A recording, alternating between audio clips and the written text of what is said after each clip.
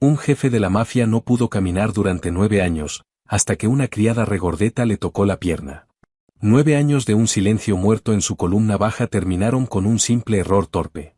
Cuando la nueva sirvienta, de complexión generosa, resbaló y su mano tibia rozó la pantorrilla paralizada del despiadado jefe de la mafia, él no solo sintió una chispa.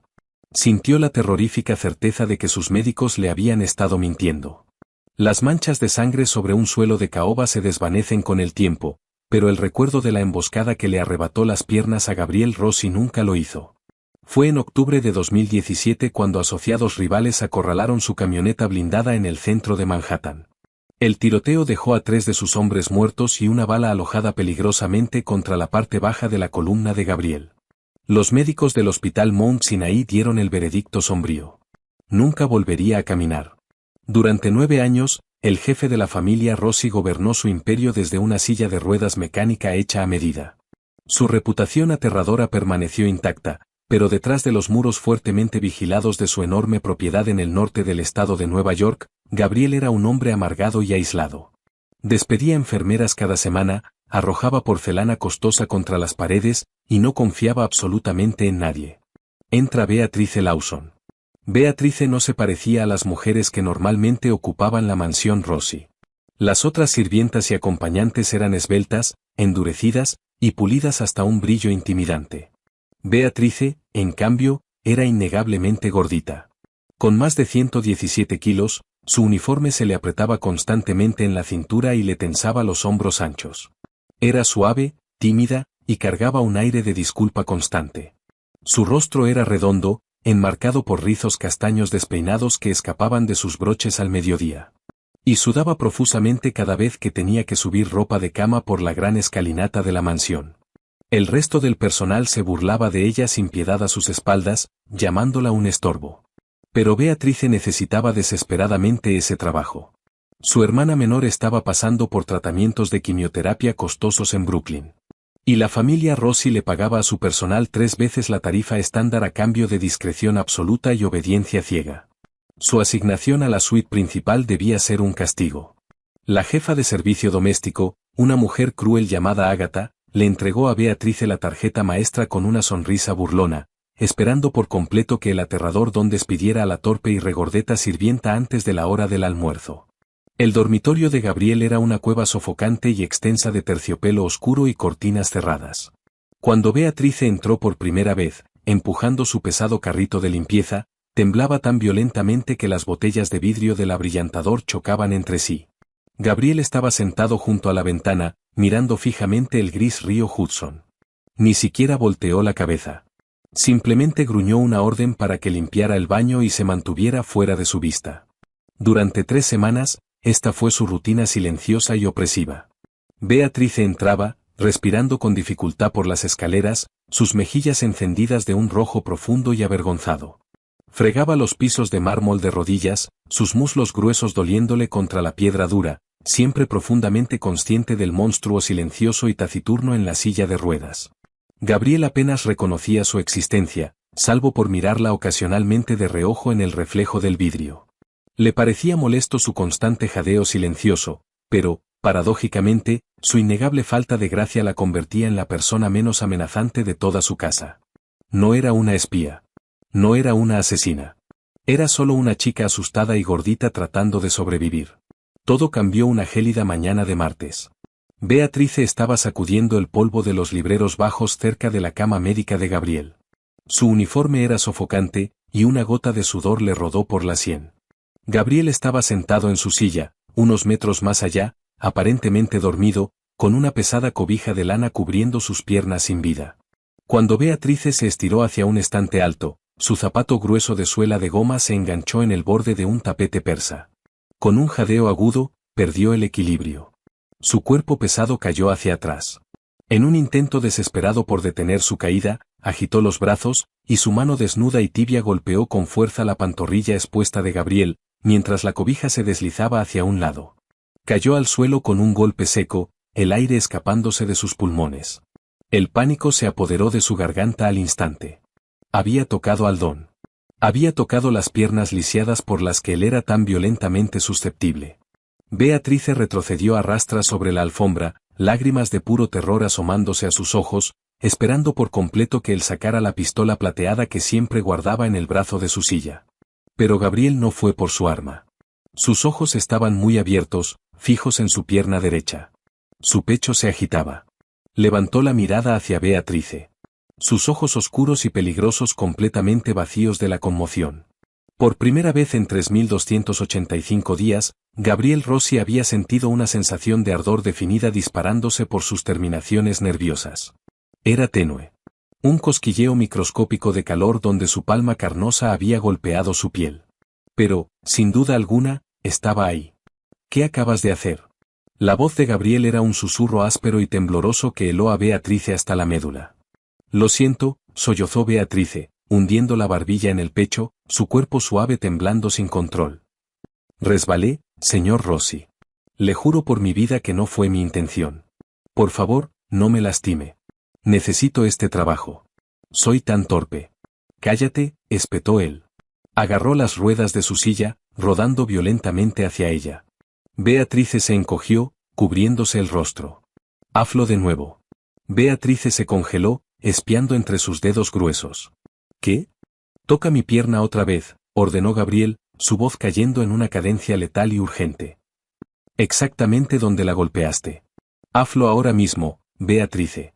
La duda flotó espesa en el aire frío del dormitorio.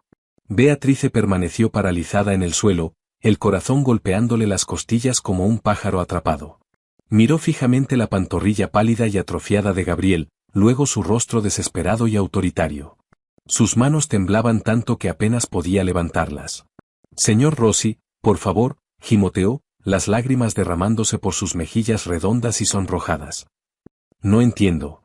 Toca mi pierna. Gabriel se inclinó hacia adelante, sus nudillos volviéndose blancos mientras se aferraba a los brazos de la silla. Si quieres conservar tu trabajo, tu vida, y la cama de hospital de tu hermana, vas a poner tu mano exactamente donde estaba. Escucharlo mencionar a su hermana envió una onda de choque de fría realidad a través de Beatrice. Tragó sus sollozos, asintiendo frenéticamente. Arrastrándose hacia adelante sobre manos y rodillas, sintiéndose increíblemente cohibida por cómo su estómago presionaba contra la tela de su uniforme, extendió la mano. Sus dedos tibios y rellenos flotaron sobre la piel de él. Presiona, ordenó él, sus ojos siguiendo cada uno de sus movimientos microscópicos. Beatrice presionó su palma contra la espinilla de Gabriel. Cerró los ojos, esperando un disparo o un grito. En cambio, escuchó una inhalación aguda y entrecortada. La pierna derecha de Gabriel se contrajo. No fue un espasmo. Fue una reacción localizada e innegable a la presión externa. Gabriel cerró los ojos, una única lágrima violenta escapándose y recorriendo su mejilla marcada por cicatrices. Podía sentir la tibieza de la piel de ella. Podía sentir el peso suave y carnoso de su mano presionando contra una extremidad que el doctor Arthur Langdon, el neurólogo más caro y respetado del bajo mundo criminal, había jurado que estaba permanentemente muerta. Dios mío, susurró Gabriel, las palabras cargando el peso de un edificio derrumbándose. Me mintieron. Beatrice retiró la mano rápidamente, apretándola contra su pecho como si se hubiera quemado. Observó una claridad aterradora y asesina bañar el rostro del jefe de la mafia. Si tenía sensibilidad en las piernas, si los nervios simplemente estaban dormidos o siendo suprimidos químicamente por las inyecciones diarias que le administraba su médico privado, significaba que su parálisis no era el trágico resultado de la emboscada. Era una sentencia de prisión calculada y continua, diseñada por su propia gente para mantenerlo confinado a una silla de ruedas. Beatrice, dijo Gabriel, su tono repentinamente despojado de la furia que normalmente saturaba su voz. La miró, no como a una sirvienta gordita y torpe, sino como a la única persona en todo su imperio que no estaba activamente conspirando para su desaparición. Cierra la puerta. Durante las siguientes semanas, el ambiente en la suite principal cambió fundamentalmente. Para el mundo exterior y para los guardias que patrullaban los pasillos, Beatrice era solo la lamentable y gordita sirvienta que limpiaba después de los berrinches del jefe. Pero detrás de las pesadas puertas de roble cerradas con llave, se estaba formando una alianza profundamente secreta y peligrosa. Gabriel dejó de tomar los medicamentos para el dolor que el doctor Langdon le recetaba, escondiendo las pastillas en un libro hueco. Casi de inmediato, la niebla en su mente se disipó, y el leve hormigueo en sus extremidades inferiores se intensificó. Pero sus músculos estaban severamente atrofiados por 9 años de desuso. Necesitaba fisioterapia, y no podía confiar en ningún profesional médico dentro de su red. Solo tenía a Beatrice. Sus sesiones secretas se convirtieron en un ritual diario. Beatrice contrabandeaba aceites de masaje de tejido profundo bajo su uniforme holgado. Gabriel se recostaba de espaldas, sudando y apretando los dientes de agonía, mientras Beatrice usaba sus manos fuertes y capaces para amasar agresivamente los músculos muertos de sus muslos y pantorrillas. Al principio, ella tenía terror de lastimarlo. Su toque demasiado suave, sus disculpas constantes. Pero Gabriel la empujaba.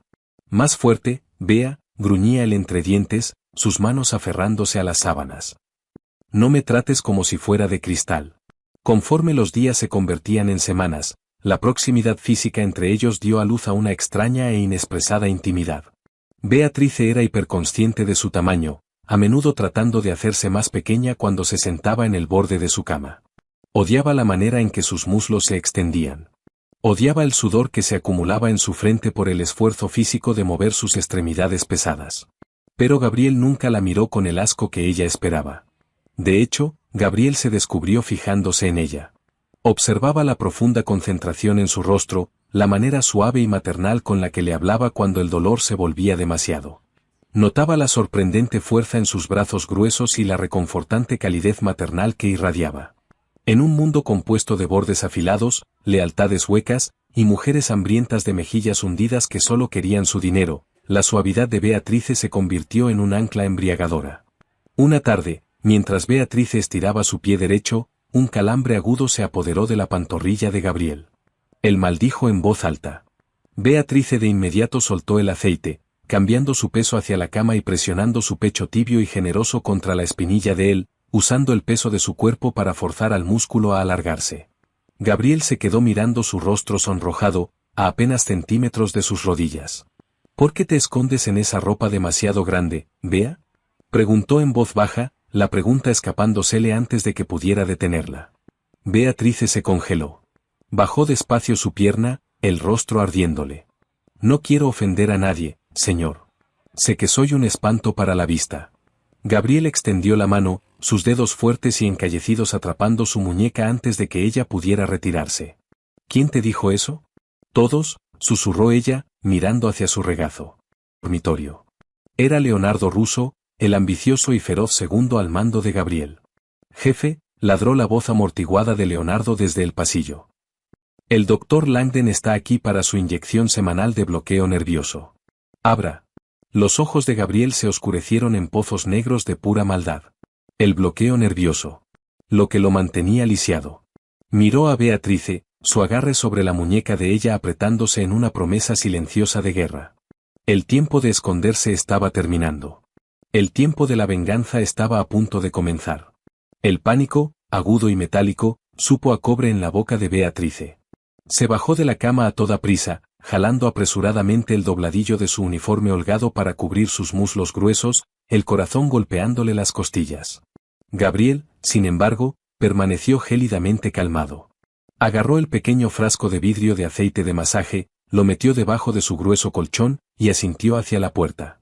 Déjalos entrar, ordenó Gabriel suavemente, ocultando la venganza feroz que ardía en sus ojos oscuros detrás de un velo de resignación cansada. Actúa completamente normal. Mantén la cabeza baja, y no mires a Russo.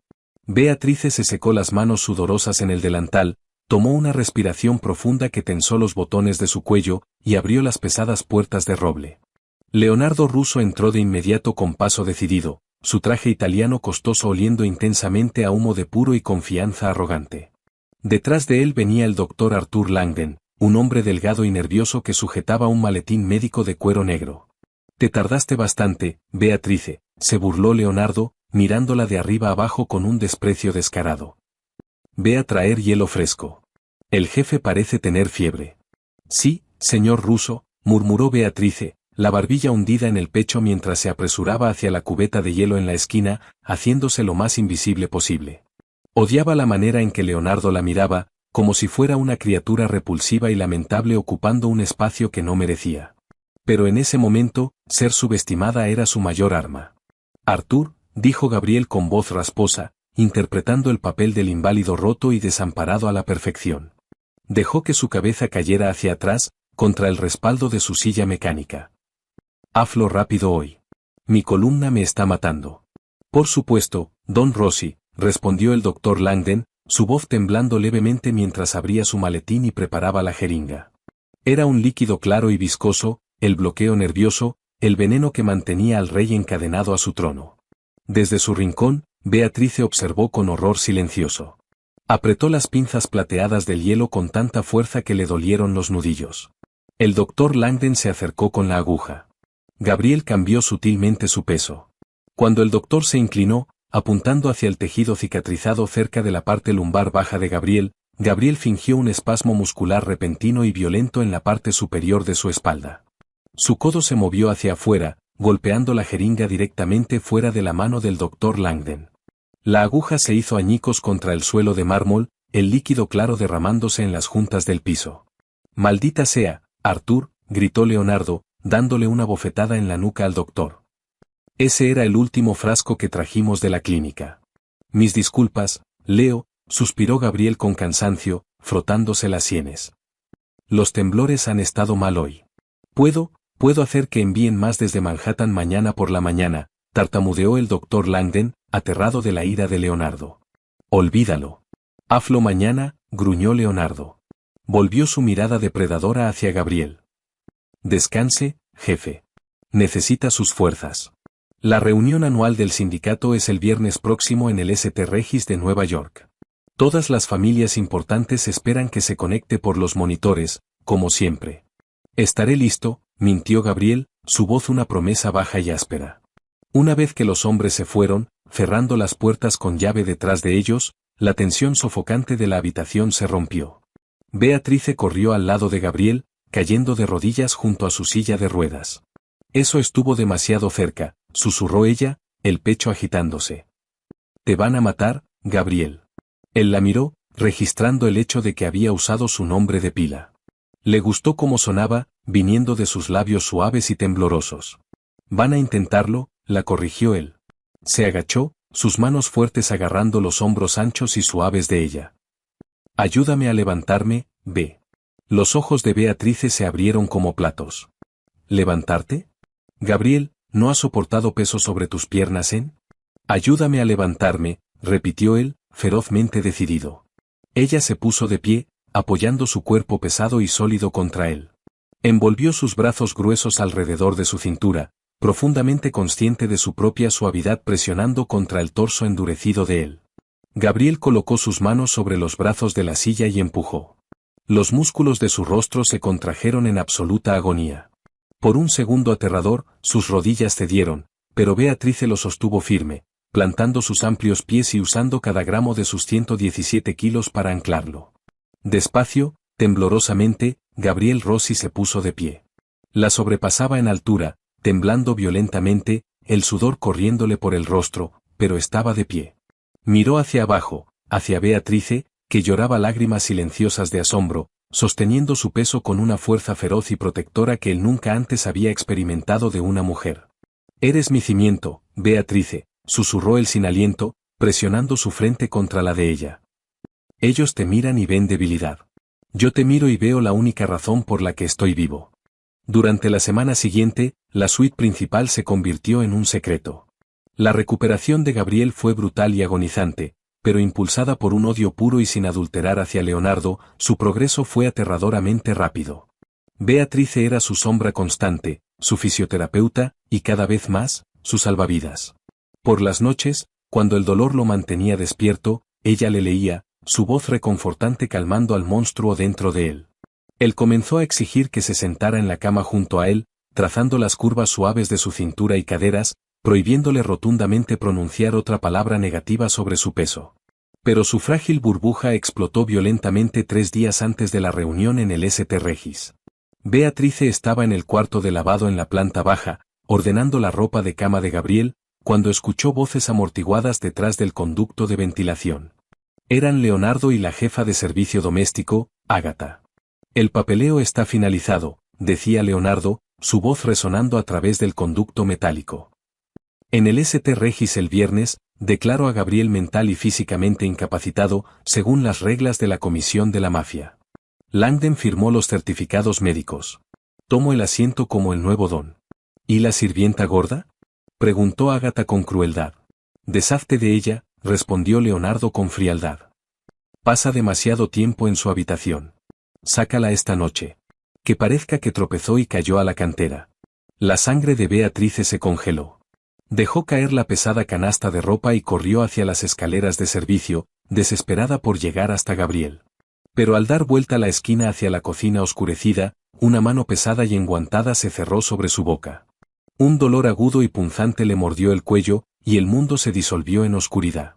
La sangre golpeaba con fuerza en las sienes de Gabriel mientras miraba fijamente la cama vacía y perfectamente tendida. Era jueves por la mañana, 24 horas antes de la reunión del sindicato. Beatrice nunca había faltado a un turno matutino. Revisó el libro hueco donde escondían los aceites de masaje. No lo habían tocado. Un miedo frío y venenoso se acumuló en su estómago. Cuando Agatha entró a la habitación cargando una bandeja de desayuno completamente desprovista de la presencia jadeante habitual de Beatrice, Gabriel supo. ¿Dónde está Beatrice?, preguntó, su voz completamente plana, muerta, mirando por la ventana desde su silla de ruedas. La chica torpe renunció en medio de la noche, señor Rossi, mintió Agatha con fluidez, dejando la bandeja plateada. Dijo que el trabajo era demasiado duro para sus articulaciones. Ya contactamos a una agencia para un reemplazo. Gabriel no parpadeó. No gritó. Simplemente analizó el tablero de ajedrez. Si la hubieran matado, no se habrían molestado en mentir sobre que había renunciado. Habrían orquestado un accidente. Estaba viva, retenida como garantía para asegurarse de que Gabriel no hiciera nada impredecible antes de la transición de poder. La subestimaron. Y se olvidaron por completo de quién soy. La tarde del viernes llegó envuelta en un manto de lluvia helada. El salón de baile fuertemente vigilado del St. Regis de Nueva York estaba repleto de los hombres más peligrosos de la costa este. Los puros brillaban bajo la tenue luz dorada mientras los jefes de las 5 familias tomaban sus asientos alrededor de una enorme mesa de caoba. Leonardo Russo estaba de pie a la cabecera, luciendo una sonrisa arrogante y triunfante. Golpeó una cuchara de plata contra su copa de cristal, llamando al orden a la sala. «Caballeros», anunció Leonardo, su voz resonando sobre los murmullos silenciosos. «Durante 9 años hemos honrado al don Gabriel Rossi. Pero un rey lisiado no puede defender sus fronteras. Tengo aquí documentos médicos verificados del Dr. Arthur Langdon que confirman el estado mental deteriorado y la parálisis física permanente de Gabriel. Bajo la regla 7 de la comisión, doy un paso adelante para reclamar el asiento». Murmullos de aprobación recorrieron la multitud despiadada. El poder aborrecía el vacío, y Gabriel había estado fuera de la vista pública demasiado tiempo. ¿Alguien objeta?, preguntó Leonardo, levantando las manos, saboreando su victoria. Yo objeto. La voz profunda y retumbante no vino de un sistema de altavoces. Vino de las grandes puertas dobles al fondo del salón de baile. Las pesadas puertas de caoba se abrieron de golpe, estrellándose contra las paredes. Toda la sala se quedó en un silencio absoluto. Los puros cayeron sobre corbatas de seda costosas. El rostro de Leonardo Russo perdió todo el color. Su mandíbula caía en un horror absoluto y sin adulterar. Gabriel Rossi no estaba en una silla de ruedas. Estaba de pie, vestido con un traje impecable a medida en negro carbón. Gabriel se veía como la muerte hecha carne. No usaba bastón. No se apoyaba en nadie. Sus pasos eran lentos, calculados, y cargaban el peso pesado y aterrador de la autoridad absoluta mientras caminaba por el pasillo central del salón de baile. «Va. Gabriel», tartamudeó Leonardo, retrocediendo de la mesa, sus rodillas prácticamente cediendo. Esto es imposible. Tu columna». «Mi columna está perfectamente bien, Leo», dijo Gabriel, su voz lo bastante fría como para congelar la sangre en las venas de Leonardo. Se detuvo a apenas centímetros de su traicionero segundo al mando. «Aunque no puedo decir lo mismo de la tuya». Con velocidad de rayo, Gabriel sacó la pesada pistola plateada de su funda de hombro y golpeó a Leonardo en la mandíbula con la culata pesada. Leonardo se desplomó al suelo en un montón de dientes rotos y sangre. La sala estalló en caos, pero Gabriel disparó un solo tiro hacia el candelabro de cristal sobre ellos, enviando fragmentos de vidrio cayendo como lluvia y silenciando instantáneamente a los jefes de la mafia. Arthur Langdon ya ha sido atendido, anunció Gabriel a la sala aterrada, limpiándose una mancha de sangre de su puño. Confesó todo antes de que mis hombres lo metieran en un baúl rumbo al fondo del río East. Leonardo diseñó mi parálisis. Envenenó mi suministro médico durante 9 años. Ya no es parte de esta familia. Gabriel miró hacia abajo, hacia el hombre sangrante y lamentable en el suelo. ¿Dónde está ella, Leo? No sé de qué estás hablando, lloró Leonardo, escupiendo sangre. Gabriel apuntó el arma directamente a la frente de Leonardo. Tienes 3 segundos para decirme dónde está Beatrice, o voy a pintar esta hermosa alfombra con tus sesos. 1. 2. El sótano de la bodega en Brooklyn, gritó Leonardo, sollozando ahora. Cerca del hospital New York Presbyterian. Está encerrada en el sótano. Gabriel no dudó. Jaló el gatillo, terminando el reinado de traición de Leonardo al instante. El disparo resonó a través del salón de baile silencioso. Gabriel enfundó su arma, ajustando su chaqueta. Miró a los jefes conmocionados de las 5 familias. La reunión se aplaza, declaró Gabriel con frialdad. Tengo que ir a recoger a mi reina. 1 hora después, hombres fuertemente armados irrumpieron en la bodega de Brooklyn. Gabriel mismo pateó la puerta del sótano, negándose a dejar que nadie más fuera primero. En la esquina de la habitación húmeda y helada, Beatrice estaba atada a una silla. Estaba magullada, temblando, y su uniforme estaba desgarrado. Pero cuando levantó la mirada y vio a Gabriel de pie por su propia fuerza, bañado en la luz dura de la puerta, soltó un jadeo quebrado de alivio. Gabriel corrió hacia adelante, cayendo de rodillas sobre el suelo de concreto. Sacó un cuchillo, cortando los gruesos cinchos plásticos que ataban sus muñecas.